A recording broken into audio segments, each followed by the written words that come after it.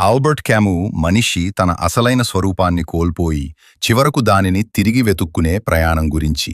ఎన్నో సంవత్సరాల పాటు నేను ఇతరుల నైతిక విలువల ప్రకారం జీవించాలని ప్రయత్నించాను. వాళ్లలా కనిపించేందుకు, వాళ్లలా ప్రవర్తించేందుకు. నన్ను నేను బలవంతం చేసుకున్నాను. నా అంతరంగం వేరేలా అనిపించినప్పటికీ అందరితో కలిసిపోవడానికి అవసరమైన మాటలనే మాట్లాడాను. అంటే నా నిజమైన భావాలను దాచిపెట్టి ఒక కల్పిత జీవితం గడిపాను.